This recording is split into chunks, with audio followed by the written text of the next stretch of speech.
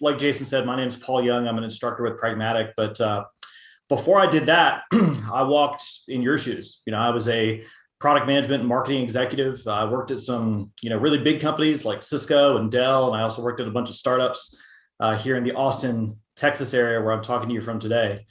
And let me tell you, I am a popsicle right now here in Austin. Things are pretty darn cold.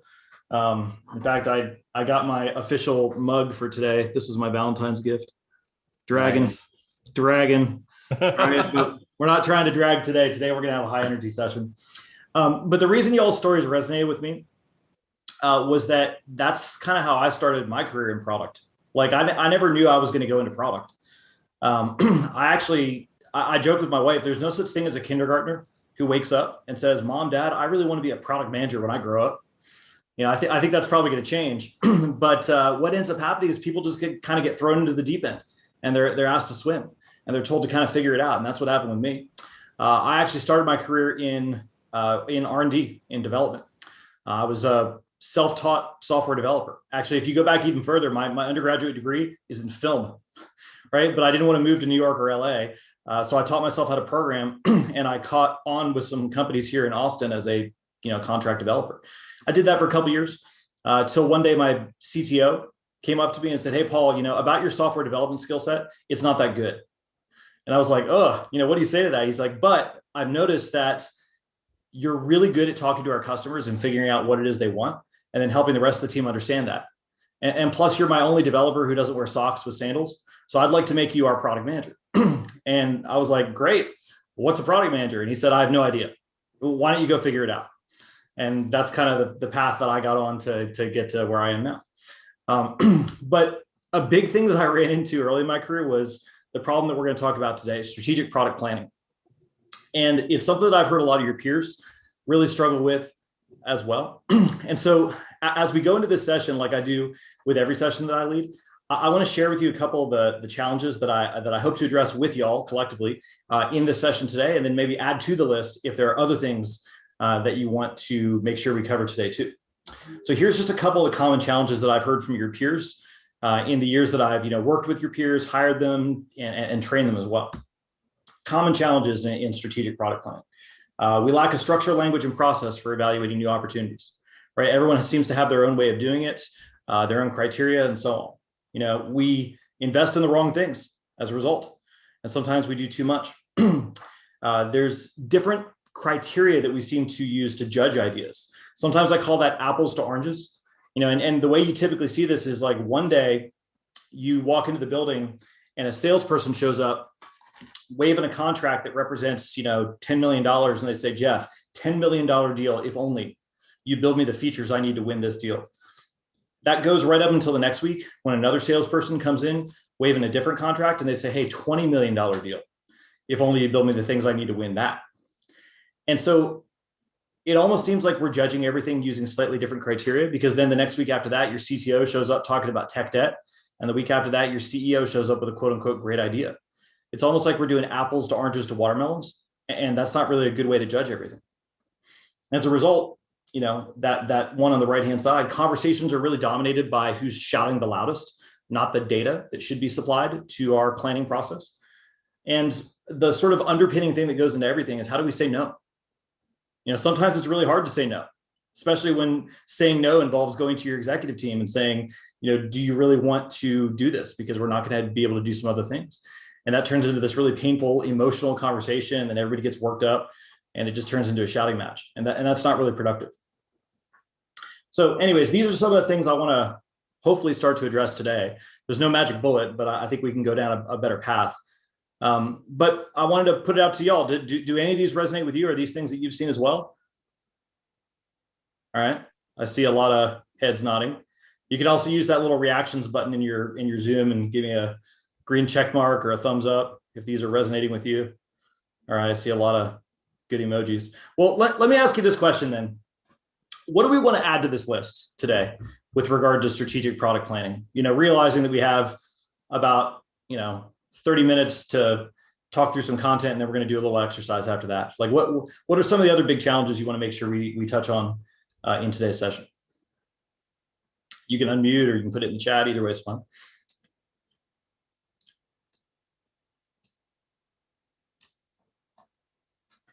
Paul, I know we I've been having this very specific conversation that you were talking about just a moment ago with a couple of people this week, some of whom are on the call and some of whom aren't yet, but around the conversations being dominated by loud voices and not data. And we talk about the hippo in the room and people throwing their seniority around to drive decisions. So I think really looking forward to some good perspective on how to handle that for everyone. Yeah, thanks, Jason.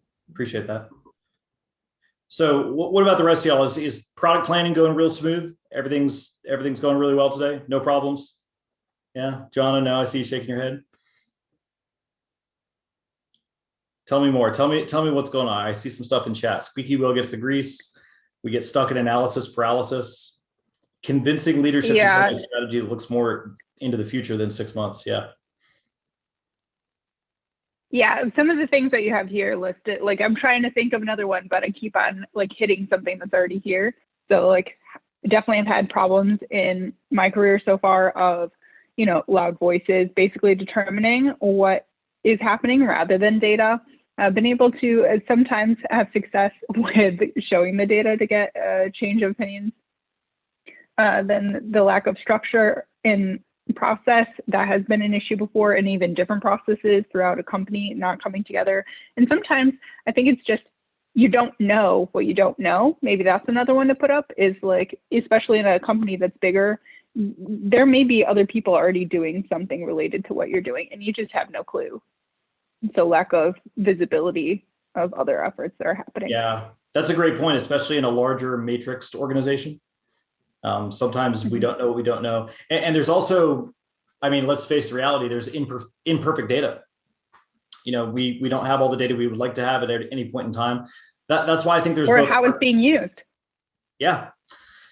Well, that's the dirty secret of data, right? If I want to tell a story, I can find the data to tell the story. Exactly. You tell me what story I'm trying to tell here, I'll go get the data to make it happen.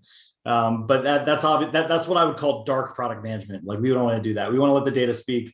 We don't want to try to craft a story and then find data to support it. That wouldn't be the way to go. All right, a couple other things I see in the chat. We underestimate the total cost. Effort gets it killed. Hyper-structured process can slow things down. Yeah, we want to have just enough. We don't want to have like this super mega process that's going to overwhelm, especially if you're in a smaller organization. Executive leadership wants specific features by a given date with conflicts with Agile. Competitive positioning, hashtag dark data. Okay. Hey, Paul, the other thing I would say, and I work at ADP, is dev tends to drive, I don't know if I want to say our roadmap, because we do wonderful roadmaps, but they tend to drive our day-to-day direction that kills our roadmap. So almost, if I'm hearing correct, and it's almost like we prioritize what's easiest for development rather than maybe what the market wants. Definitely, or what they think is what they think the market and clients want, because they have a big opinion. Sure. Well, the thing I always used to tell my product managers was that, especially those of you all that are in software, I could probably translate this to hardware too, but in software, I would say, if you have an opinion and engineering has an opinion, they own the compiler. So they're going to win. Right. And in hardware, you know, you've got an opinion, your manufacturing team has an opinion, they own the machine tooling, they're going to win. Right. And so it's the same kind of idea, but like, we're going to talk about how to bring a different perspective to that today. We'll see if we can get over that. All right, let's get going on this. We got a lot to get through. Like I say, y'all are really screwed up. That's okay though. I like that y'all are screwed up. This is good. This is a good thing. I'm screwed up too. We're all screwed up. Okay, so for those of you that have ever been to a pragmatic session before, and even if you haven't, you may have seen this pragmatic framework. We use this to structure conversations, training, and basically everything we do when we think about how a product team needs to think and act. And if this is your first time seeing this, then the way to read this, it's like a Rosetta Stone for product teams. It basically gets everybody speaking the same language and on the same page as to, you know, what are the activities they need to think about. And you can think about the 37 various things on here as a blueprint for getting the voice of the market and listening to the market, and then building and prioritizing products that your market truly wants to buy from what we call the outside in, from the market in, rather than from the inside out. Like Ann was talking about, from the engineering team outward into the market. A lot more effective to start with that market data. The activities on the framework are aligned across a gradient left to right. You're going to find strategic work that a product team would do on the left. We're going to spend a bunch of time over here today. And as you get over to the right, the work becomes more execution oriented, like go-to-market activities and tactical stuff. If you're a product manager, if you're in a product role, you're probably doing stuff all over this framework all the time. But one big challenge that we see is that product teams tend to get sucked over into the right-hand side. I heard somebody mention earlier that they're acting as both product manager and product owner, right? And that product owner work will pull you over to the right and down towards the bottom, and it will suck you into that vortex in the bottom left-hand side. It's like a black hole that will just kind of consume all of your time. And so a big challenge that we help teams think about a lot is, how do you recapture some of that time and energy and attention of your executive team towards the upper left to really think about the market and what does the market need and doing all that research. So you'll notice that very upper left-hand box in the framework, what we call the cornerstone placement in the framework, is this box called market problems. Because for us, everything starts there. It should start there. It should start with the problems that exist in your market. And we use that understanding and research to drive our strategic product planning. But for most people, like, I think it was maybe Trey or somebody else was talking about the story earlier about how he got into product. Usually when people are thrown into the deep end of the pool, if they've never really done things before, they turn back to what they learned in business school. And for many people, they start with the traditional stuff that they read in business books, like the traditional marketing mix, 4 Ps of marketing. Y'all ever seen these before? Many of you probably have. They've been around forever. They're actually really good. Product, price, promotion, place. If you dropped into a new job tomorrow, good questions you should answer. Here's the problem though. The 4 Ps tend to create a very, what we call inside out view of the world, because they're really all about us. Like if I were to take you through the 4 Ps, I'm going to ask questions like, what is our product strategy? How are we going to price it? How are we going to promote it? How are we going to sell it? Can you see how that's all about us? You don't really have to know anything about your market. Now, obviously you should, but a lot of teams, they say, well, Paul, I mean, it's 2021, YOLO. Obviously our product should be a SaaS-based dashboard built on AWS. And obviously our pricing strategy should be per seat per month. And obviously our promotional strategy should rely on influencers on TikTok and so on. And I always tell people, oh, maybe those things aren't so obvious. For example, I talked with a company recently whose top 3 buyers were NSA, DOD, and FBI. Do you think those organizations want a product that's all based up in the public cloud? Do you think those organizations make their purchase decisions by looking at TikTok and influencers? I would certainly hope not.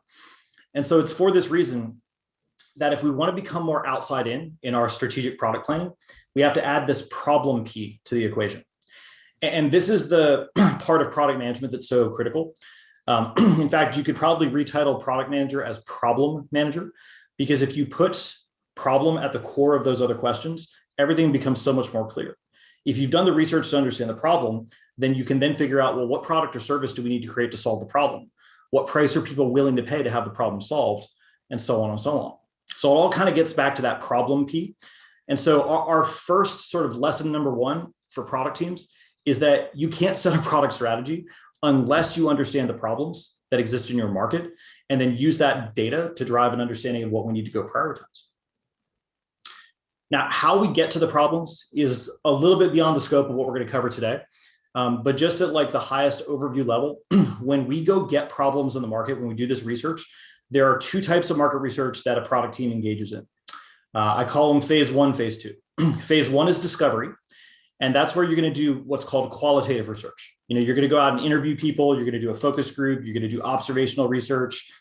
Designers call it ethnographic research. It's observational, in person if you can. And it's really good at going deep and really understanding some of these problems. But the issue with discovery is that the sample size is too small. And so we then need to go to phase 2, which is validation. That's your quantitative research. And this is where we're going to go do something like a survey, or we're going to do A/B testing or split testing, or we're going to do multivariate testing. And we're going to get a larger statistically significant sample size, not asking about a feature, but trying to detect their problems and seeing which problems are the most real in the market. So you think of discovery and validation, I call them the yin and yang of market research, because they're always happening together on a continuous basis, and you have to do both. If you do one without the other, you're in big trouble. If you do just discover, let's explore the problem. Let's say I sit down with Christina, with Steve, and with Laura, and I interview all three of them. I do a discovery, we call it an ahito visit. I go really deep with them, and I interview them, I observe them, I understand. And all three of them that I talk to in my qualitative research have the same problem. So 100% of the three people I've talked to so far have the problem. What do you think? In our strategic product planning, should we prioritize solving that problem? You would think so? Maybe yes, no. Give me a thumbs up, thumbs down. What do you think? Should we? Dwayne says no. I would say prioritize learning more, not necessarily solving it yet, but you've at least learned enough to say we should keep digging in on this. There you go. See, what is the 3%, like number of 3% of the total pool, right? Like it could be 1,000 people, 3 people are asking, it doesn't make it a higher priority. So that's right. Keep working on it. That's right. That's right. Thank you for sharing. Soumya, did I say your name right? Soumya? All right, very good. So the problem with discovery is that the sample size is too small. And so that's why we do validation, to kind of validate the hypotheses we formed during discovery. So we actually need to do both. And that's why they're a continuous and ongoing cycle. So my assumption for this session is that you have an ongoing and continuous market research program that's happening to go out into the market and find those market problems. And so what we're going to get into today is what I call this strategic product planning funnel. And this is the best approximation of a funnel that I could work up last night in PowerPoint. Kind of looks like an upside down wedding cake. But what we're going to do is you think about it in this order, right? Right now we're talking about up here, you're finding problems in the market. We're going to talk about what makes a problem into an opportunity. And then as you get a little bit further in, you're going to go through your business planning, you're going to fund it, you're going to build it, you're going to go through your agile processes and so on. And at each stage of this funnel, as we go down further, we're going to eliminate things. We're going to start saying no to things, so that by the time you get down to the end of that funnel, you have prioritized and devoted resources to just those things that matter the most. You're not trying to boil the ocean and do everything. Because if you try to fund everything that you find up here in your market research, you'll never have enough resources to do all that. So what we're going to do today is we're going to focus on the first 2 layers of this funnel, finding the right problems and what makes them into opportunities. And I'm going to give you a couple of tools that I pulled out of a couple of our classes that hopefully will help you, especially as you get into this opportunity phase, to see, is this something that we should prioritize in our strategic product planning? We'll do a little exercise on that here in the second half of today's session. So let's start up here though at the first layer. So you've gone out into the market, you've found some market problems. The very first question we have to answer to start filtering out the good problems from the not so good problems is asking, is the problem we found even worth solving? If it's not worth solving, then we probably shouldn't go after it. We can eliminate it right away. And the first thing that we have to ask about any problem we find is the problem urgent? Is it pervasive? And is somebody willing to pay to have the problem solved? And we're going to show you some ideas to think about ticking all 3 of these boxes on any given problem that you find in your research that goes across your desk, so that if something doesn't pass one of these 3, you can either eliminate it or at least go forward with clear eyes about what you're getting yourself into. Because if you find a problem that doesn't match all 3 of these, then you probably aren't solving the best problems in general. So let's talk about how to research these and how to think about applying this to your particular business. We'll start with urgency. Urgency is asking, does the problem require immediate action? And right now, this one is pretty pressing for me, because that's actually a picture of my hallway from 2 days ago here in Austin, when a pipe broke in our attic and spilled water everywhere, all over our master bedroom, all over our master bathroom, and all over that hallway. It was a disaster. I almost said something I shouldn't have said there, but anyways, it was really bad. And I would say that what happened was, it's freezing here in Austin. We don't really deal with that a whole lot. I got up at about 7 a.m. to let the dogs out. And then I kind of crawled back into bed for a few minutes. And as I was getting back into bed, we had dripped the shower overnight just so that the pipes wouldn't freeze. And all of a sudden I heard something that sounded like the shower had been turned on full blast. And this is where the narrator comes on and says, it wasn't the shower, right? I went over to the closet and there was just water pouring down from the ceiling. And so like at that point, that was a problem that required immediate action, right? I am pulling on my boots. I'm trying to get out of my skivvies and go out to the street and like turn off the water at the street. I'm yelling at my wife, and it was a big crisis. Now, on the other hand, if there was just a little drip, then we might be able to put a bucket over it and get a plumber out there over the next few days. But when you think about urgency, I want you to think about immediacy. Is this the kind of thing where people are pounding the table, or is this the kind of thing where people could work around it? The higher the urgency, the better for you, because the more urgent that a problem demonstrates, the faster someone makes a decision to buy something and the more they choose to spend, typically. And so what we're going to find are the most urgent problems first. The way you find urgent problems in the field when you're doing your market research, it's really easy. You just ask them. Like if I was sitting down with Laura doing a field visit, I might say, what drives you crazy about your job right now? And when you ask an open-ended question like that, typically their most urgent problems are the things that come out first, right? So that's how we find urgent problems in our market research. You just ask, what's driving you crazy? What keeps you up at night? What tell me about your pains? That's where you find their urgent problems. Urgency could come from different places. It could come from the buyer or user. If it comes from the buyer, it's going to be related to budget. Like for example, have y'all ever met a buyer that has what's called use it or lose it budget? Yeah, closer that buyer gets to their lose it date, you know what happens with their urgency. Goes way up, right? So we see this in training all the time. I will tell you, I was leading classes in December, our open enrollment classes, and I had like 50, 60 students in them. Right? Because you get to the end of the year, right? You got some training budget. What do? You go to a class because that money isn't coming back. And so on the other hand, when it's August and people go on holiday, maybe not so urgent. And so the first thing we're looking for, urgency, how immediate is the action? The second thing we're looking for is pervasiveness. And that's a little hard to read, but it says, is the problem widespread? So basically, is this a problem that only one person out there in the market has? Or is this the kind of problem that lots and lots of people or businesses have? And the way that I typically explain this to people is this concept of n equals 1 versus n equals many, which I just put into the chat. N equals 1 is when a client shows up and says, Calvin, I'll give you $1 million if you build me this feature and make it look just like this. And you could actually make a lot of money like that, building custom bespoke one-off solutions for individual clients. But the problem is one of risk, because what happens when that one client shows up tomorrow and says, I don't like you anymore and I'm leaving? Well, all their revenue now goes with them. On the other hand, if you're solving problems that are widespread, if any one of those clients leaves, the revenue impact is not so big. You spread your risk across lots of opportunities, right? So when it comes to strategic product planning, pervasive problems to go solve are always better because the risk is attenuated. It's more spread over lots of opportunities. So I think those first two are pretty easy. Is it urgent? Is it pervasive? The third one is, I think, my favorite, and that is, are they willing to pay to have the problem solved? Because not every problem people are willing to pay to have solved. And she would kill me if she knew I had put her picture in. This is my daughter. And, she is 12 going on 21. And I will tell you, she is too cool for school. Those of you that have teenagers are probably familiar with this, right?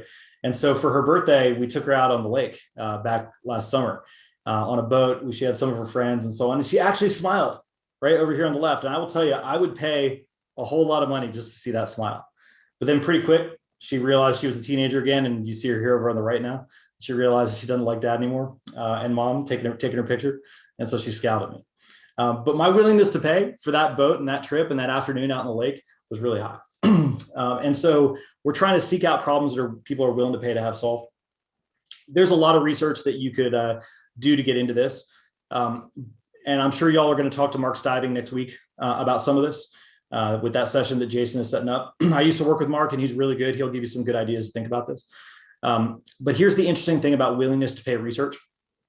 You can't go through what I call the front door to ask that question. Because if I ask somebody directly, what are you willing to pay for my product? People won't give you good, honest feedback. You have to go through the side door or the back door to ask that question. So you got to figure out, are they willing to pay without asking them directly? Are they willing to pay? That's the fascinating thing about willingness to pay research. Himanshu, you're gonna ask directly, or are they willing to pay? What were you thinking there? No, so I had an experience with when I was interning with Amazon, and I had to find out what is the willingness to pay. And you cannot ask this question directly to customers, because even if they are willing to pay, they do not want to show that there is a willingness to pay, because then Amazon would definitely make it payable as a payable services. So, and they knew that they can offer some, product as a feature or an enhancement, and they could charge for some other services. So it's a very delicate balance of for Amazon also, like how to manage between a paying service or managing that as an enhanced feature for the customers. It is a delicate balance. Yeah. And Maria, I see you tagged a no on yours as well. Have you run into that? Asking people, are they willing to pay for stuff? Oh no, that was actually a no from earlier that didn't get removed. Oh, but thank you. Sorry. No, that's all right. All right. So these are so how do you go through the side door? Calvin, great question. I'm going to do this quick so that we can not get too caught up here, but this is a really good example of this, I think. And well, Jason walked off, but I think I showed this last time I did a session. This is a little product. Oh, hey, Jason. This is a little product that I bought about a year ago. Looks like a scuba breathing device. It's from a company called Aerofit in Europe. And whenever we talk about willingness to pay research, I always hold this thing up because I keep it on my desk. It's basically a breathing trainer. It's got a valve on either side that controls the air pressure required to breathe in and to exhale. And so you put it in your mouth, and it has a Bluetooth that connects to your phone, and it has an app that runs you through breathing exercises to strengthen your lungs. And I always ask people, if you were the product manager for this and you went out and showed it to people and described it like I did for you, if I asked people, what would you be willing to pay for this directly? What kind of answers do you think I'm going to generate? And the problem is you get a whole wide variety of answers, but you also get really lowball answers. Because, like Himanshu was sharing, when you ask people directly, are you willing to pay for something? It triggers this effect where people know you're doing pricing research, so they lie, or they don't give you honest feedback. They lowball to hope that you're going to underprice it. And so the way to go through the side door or the back door there's 5 or 6 different techniques. But one technique is to ask them on a scale from 0 to 100, where 0 means you would never use this. It would not be part of your life or routine at all. And 100 means you couldn't live without it. You would use it every day. And it would be incorporated into your workout routine. Where would you put this on that scale from 0 to 100? Now, if Calvin came back and said, well, I'd give that an 80. I would use that a lot. I'm interested in athletic performance. I like to run. I'm a weightlifter, whatever. I would use it all the time. I would say, great, you gave it an 80. Now, Calvin, I noticed you're also a Peloton user. Where would you put your Peloton on that same scale, 0 to 100?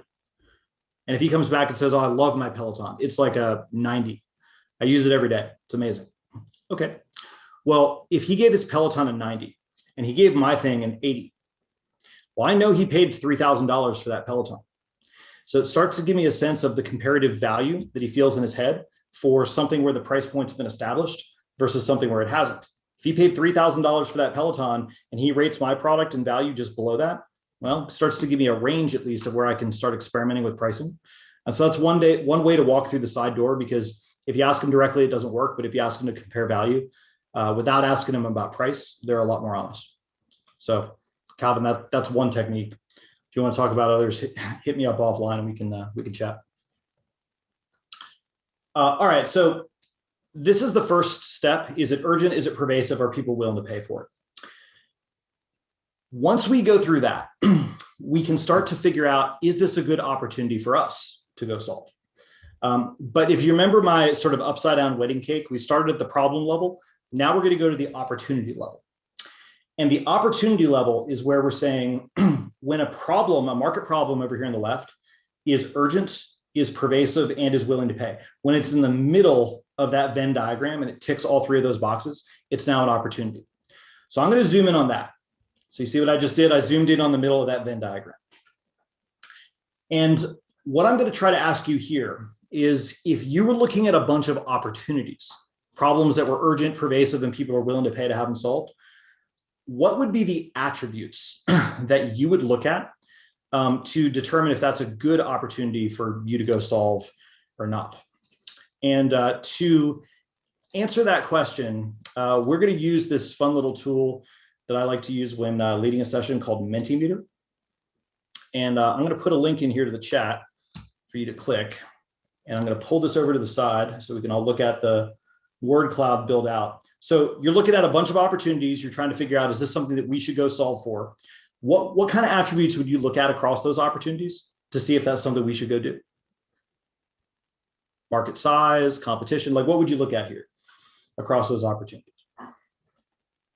Let's see what we come up with collectively as a group here.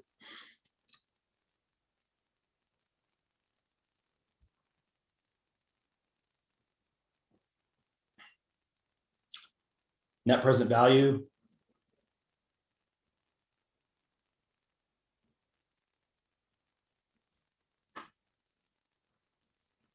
Product market fit, willingness to pay, revenue potential, competition, that's good.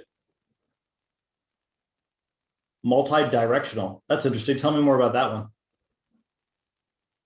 Whoever put in that one. Can you hear me? Yes. So for instance, if there's a problem that is existing, is there another way to go with it? Like for instance, maybe it's just something to match data together, for example. Okay. If it was going to match data together, where else can that be plugged in? Okay. Or maybe it's something like what other platform. Opportunities are there? Maybe it's something like a platformy type feature that we could use in multiple ways. Okay. Somebody else said Pareto analysis, product market fits, customer feedback. Does it meet an unfilled need? Does it fit our expertise or industry knowledge? Market reach. Wow, there's a lot of good stuff. Barriers to entry. That'd be good to look at. Perceived value. Okay. It's always amazing. Every time I do this word cloud with a group, we always come up with different things. There's some common themes like market size and competition, but there's always some new stuff that comes out of this. Some of the things that y'all have brought up in the word cloud that you might look at here are things that we've also identified. So let me pull this off to the side. When we've done this with groups in the past, here are some of the things that they've uncovered in their word cloud. So, we might look at ROI, we might look at the revenue potential, the competition. This concept of distinctive competencies is one that we're going to lead a session on. My colleague, Steve Gaylor, here in another month or so, I think. And so you'll hear more about that one a little bit later. What's the alignment with your strategy and so on. And you could certainly pick from any of these, but there are 4 of these that we have found as being particularly good when it comes to strategic product planning for determining which opportunities you should chase and which ones you shouldn't. And we're thinking about doing fast and dirty analysis, right? Not spending weeks on every opportunity because you've got too many of those. You can't spend weeks building a full-on business plan for everything. You need something that you can look at fast and do apples to apples. So we're going to look at 4 of them here today. We're going to look at, does the opportunity align to your strategy? What about the competition? What about the level of investment? And if you were to solve this problem, what kind of impact are you going to have on the customer? And we're going to use these 4 to answer this question. Is this an opportunity that we should pursue? Right? An opportunity that looks really good for the competitor might not look so good for you based on these 4 things. And what you can see over here on the right is what I call an opportunity scoring system that we like to set up whenever we're doing strategic product planning to try to figure out which opportunities are the ones that should bubble up to the top and which ones we're going to kind of push down to the back of the queue. And so every opportunity we can score now from good to bad, left to right. And I call these opportunity scoring system my sliders because the score will slide from left to right. This doesn't have to be super scientific, but it should be based on data and based on some of the research that you've done. So alignment, let's just talk about these 4 really quick, and then we'll do a little case study together. Alignment to strategy, just like what you think it is. Does this particular opportunity, if I picked up one and started to look at it, does this take us in the direction that we're trying to go as an organization, or does it run us off in some other direction? And so what I want to do is I want to test every opportunity that I look at against my strategy as an organization. Does it help me get there or not? What about the competition? If it's on the green side, then that would mean it's an opportunity where we're going to be competitively advantaged. If it's on the red side, it means the competition is advantaged. They've got barriers to entry that we're going to have to overcome. Level of investment. Well, if it's on the green side, what that would suggest is that either the investment level is low or there's a lot of stuff that we can reuse that we've already created. So maybe I can reuse my spend in my platform, or I can reuse my spend in tooling and manufacturing to go build this new thing. I don't have to build it all from the ground up. On the right-hand side or on the left-hand side where it's red, that would suggest this is going to be a ground up build of a bunch of new stuff. It's going to be really expensive. And then finally, impact customer. This one's from the outside in. And so what we're thinking about here is, if we go solve this problem in the market, how impactful is it going to be on them, the customer and the market? If it's on the right-hand side where it's in the green, that would suggest that this is a big, meaty problem. And this is something that the market would look at and say, that's more revolutionary. This is a big deal. If you solve this, this is going to have a huge impact on me. On the left-hand side in the red, it doesn't mean it's a bad problem to go solve. It just means the impact of solving that problem for them is incremental. It's something that's more small.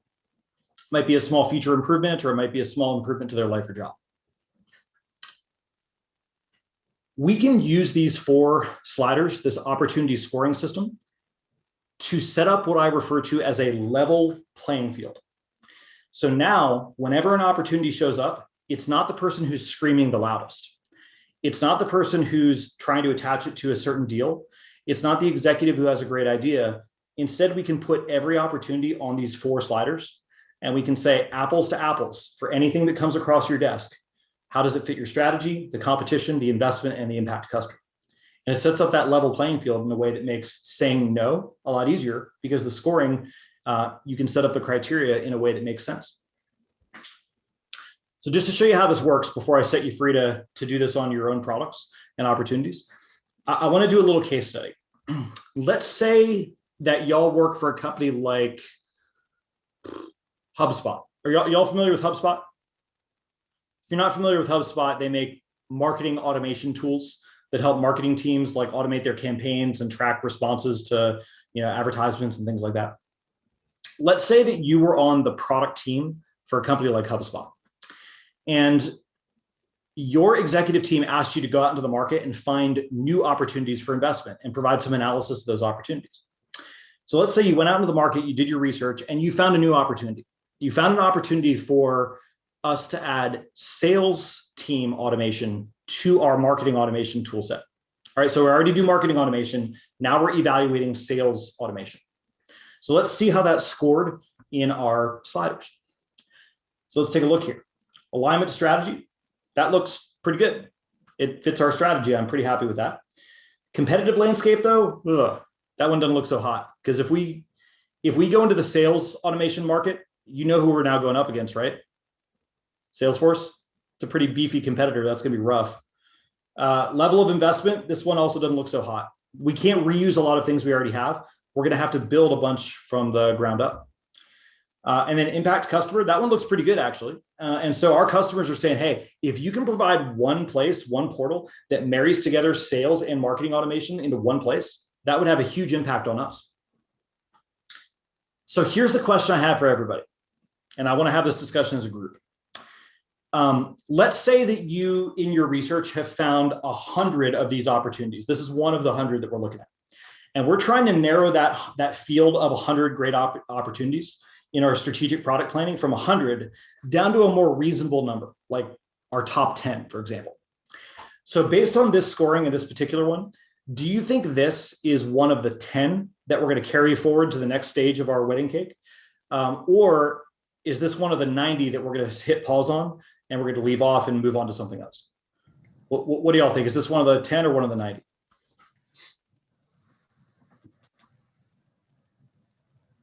Anna says pause and move on. Himanshu says go, go, go. Calvin says one of the 10. Craig says one of the 90. I love it. I love it. We have disagreement here. This is amazing. Okay. Bunch of people say one of the 90. Bunch of people say one of the 10. We seem to be pretty evenly split. All right. Well, let me ask those of you that said it's one of the 10 first. If you said it was one of the 10, why did you choose that option? Like what was leading you here to say this should be one that we carry forward to the next stage of analysis? The impact customer? their impact to customer. Okay. I think that if you had to assign some kind of weighting to each of these scoring factors, I think that's got to be the one with the biggest weighting. Okay, so the strategy one. And by the way, on this scale, the investment over here in the red does not mean that it's a low investment. It means that it's bad. That would mean the investment is actually comparatively high. If the investment scale were over here in the green, that would mean the investment is lower and it's good. Okay.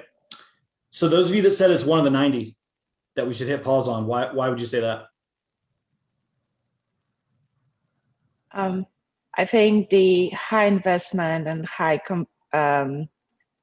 barrier to entry, it's just, if you have 100 opportunities, are we good at it? No. Super high barrier to entry, super high investment would be enough for me. Okay. Yeah, I agree. I think it sounds like a company killer, right? You're doing something successful right now, and now instead you have this great idea that you think aligns with your strategy and you think your customers will love, but you're going to spend a lot of money on it, and there's already entrenched companies that you would have to knock out, which is highly unlikely. Okay, so that'd be pretty rough. So the question that I just asked everybody, is it one of the 10 or one of the 90? I'm gonna like pull away the curtain now and show you behind the scenes a little bit. It's a little bit of a trick question, because the question that I really would want to answer as the product executive is, this is one of 100 things we're looking at. What do the other 99 look like? Because if the other 99 opportunities are all lined up over here in the green side, this one looks comparatively pretty bad, right? If the other 99 opportunities are lined up over here on the red, this one might look pretty good. And so the really cool thing about this opportunity scoring system and what we're doing with you here is that it sets up that level playing field where you can do that apples to apples comparison. And most companies don't do that. Most companies, one week it's the salesperson with the contract. The next week it's the CTO talking about tech debt. The next week it's the CEO who slipped in the shower and hit their head. You know, there's always an idea, and they're all justified under their own set of criteria. Let's put everything on the same page, right? So that we are looking at it in a different way, or in the same way, I should say. So what I want to do is I want to give you the opportunity to try this by doing some opportunity scoring on your own. So what we're going to do is I'm going to break y'all into smaller teams, breakout rooms. And I want you to, so in the chat, cost is, yeah, so investment, this is your investment to solve the problem. So that's about your cost. So cost is a factor here. It's about your cost, your investment to go solve the problem. So what I'm going to do is I'm going to divide y'all into smaller teams, and I want you to pick 3 opportunities. These could be things looking into the future for you, or these could be things that you're thinking about over the past year. It doesn't matter to me whether you look forward or backwards. And I want you to identify what are the right scoring attributes for you. So you can use the 4 that I just showed you, or you can come up with your own. I don't really care what you use, as long as you use the same things to assess everything. And I want you to score those opportunities to figure out which of those are the best ones. And then we'll come back afterwards and have a little chat about it and see what worked and what didn't. So I'm going to give you about 10 minutes for this, then we'll come back in the last 5 minutes or so, and we'll see how you did. I'll bounce around the rooms as we're doing this. It's mostly an individual exercise, but I want to put you in smaller groups so that you can have some peers to talk to as you're going through this. Let me see here. So Jason, I don't see the breakout room. Yep. We're ready to go. I've got it. Well, it looks like we're going to do 10 rooms. So I'll have 3 to 4 people per room. That's perfect. Thank you. Okay. There we go. All right. I think we have just about everybody back. So as y'all thought through that, I was able to participate in a couple of the discussions and hear what some of y'all were grappling with. What was there anything that stood out for you as you think about, how you might apply scoring into the assessment of opportunities within the team that you work with? Like what were you thinking of as you thought about how to apply this to your own business?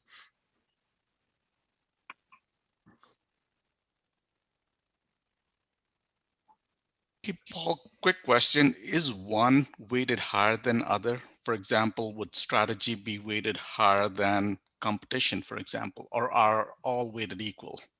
Well, in my example, they were weighted equally, but they don't have to be. If your organization wants to say that strategic fit is the most important, then you could certainly weigh them. You could also put a numerical scale on them, like a 1 to 10. This is just a hammer, and there's a lot of ways to swing that tool. It's just how do you want to apply it within your situation? But yeah, I see people weighing them differently all the time. That's a good way to think about it. Hey, Paul, this is Steve. Right now, I'm at the stage where we're just coming into beta. And so we're picking off the biggest things that seem to be driven by the immediacy of our beta customers. And so I'm working on a roadmap separately where I'm doing the kinds of weighting things. So I'm really having to manage two activities, one very tactical, one very strategic at the same time. And that's really common, right? We've got the forward-facing stuff that's the next couple of releases down the road, and then we have right now, here today. I think the right now, here today stuff is not so much strategic product planning because it's more tactical. It's right in front of your face. But there's a balance between the future and the present that has to be, worked out. Right. And we were talking about sales or CEOs being, not in your face, but in your ear, right? All the time. And that will never go away. But if we have a system like what we talked about here today, it makes the discussion with the executive or the sales team much easier to say, look, do you really want us to go do this? Because it scored low on these 3 of 4 attributes. Right. You really want to go do this thing that has low strategic fits, low competitive assessment, and so on, just because the revenue is good? Maybe the answer is still yes, but at least we've presented that data. Yeah, I was thinking that if you could go through the exercise, it gives you a little bit more to present back to say why you're looking at going this direction versus that direction, which might not be their pet project.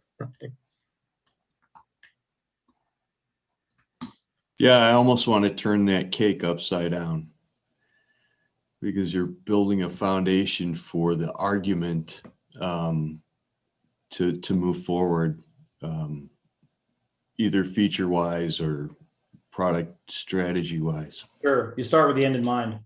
The issue is that as you go deeper into this, into these layers, the amount of effort that it takes to do the analysis goes up a lot.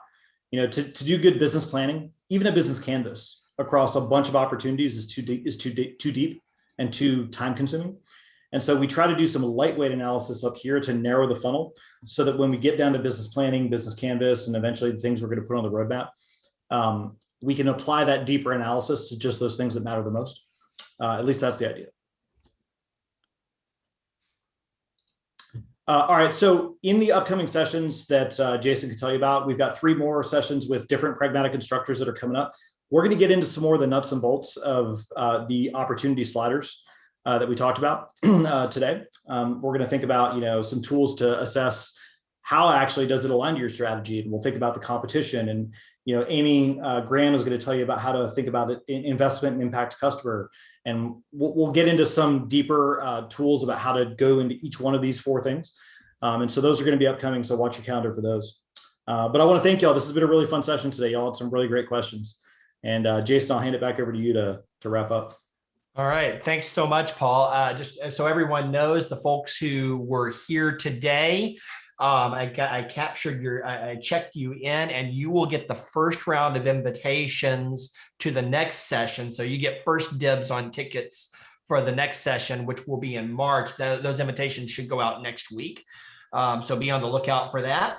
And please, on your way out the door, hit the survey there. I pasted the link into the chat, and I'll drop it in again. And we'll pass along anonymous feedback to Paul, and let everybody know what you thought about today's session, so we know whether to do more of this or what we can add to it to make it even more valuable. So thank you so much for joining us today. It's great to see everybody. Thank you again, hey, Jason, Paul. Yes. Before you disconnect, can you send us the link to the YouTube where the session is recorded? It will be at productcoffee.com/YouTube. It normally takes it about a day or 2 to make it up there. But go to productcoffee.com/YouTube, and that'll take you over to the channel, and it'll be featured. Oh, okay. Thank you.